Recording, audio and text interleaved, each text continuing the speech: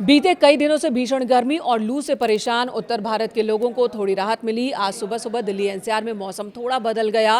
तेज हवा, आंधी और कुछ बूंदाबांदी हुई है, जिसकी वजह से कह सकते हैं कि दिल्ली में टेम्परेचर थोड़ा कम हुआ है। लोगों को बहुत ज्यादा तेज परेशान करने वाली जो गर्मी थी उससे थोड़ी राहत मिली है।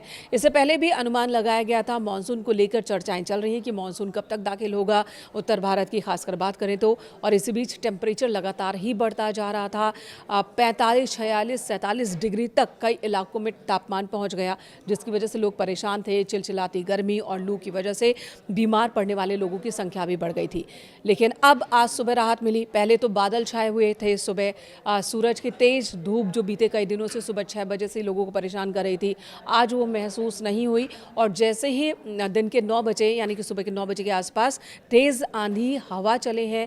70 किलोमीटर प्रति घंटे की रफ्तार से हवा चलने का अनुमान पहले ही लगाया गया था। तो कई इलाकों में बहुत तेज आंधी, तूफान, धूल भरी आंधी थी। हालांकि कुछ बूंदाबांदी हुई कुछ इलाकों में, जिसकी वजह से मौसम साफ हो गया और तापमान में भी गिरावट महसूस की जा रही है, खासकर दिल्ली और एनसीआर में।